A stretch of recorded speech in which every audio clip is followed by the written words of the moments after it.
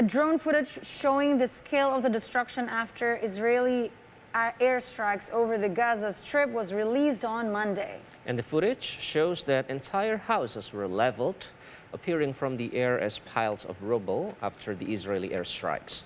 The flare-up was the worst fighting between Israel and Gaza militant groups since Israel and Gaza's Hamas rulers fought an 11-day war last year, adding to the destruction and misery that have plagued blockaded Gaza for years.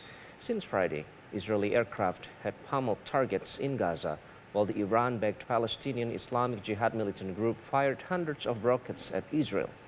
Over 3 days of fighting, 44 Palestinians were reportedly killed, including 15 children and 4 women, and 311 others were wounded.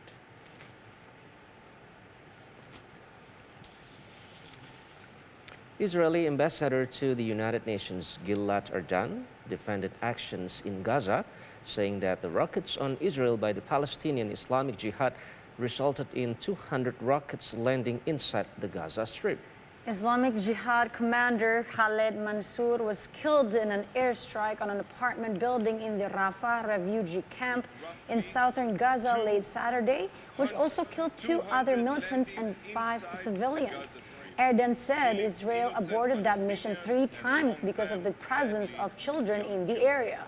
With a ceasefire between Israel and Palestinian militants holding after nearly 3 days of violence, Gaza's sole power plant resumed operations Monday as Israel began reopening crossings into the territory.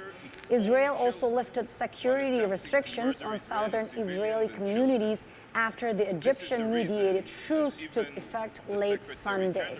Pointed out that the PIJ, Palestinian Islamic Jihad, deployed their rockets and terror infrastructure among civilian population. Islamic Jihad deliberately fired 1,100 rockets.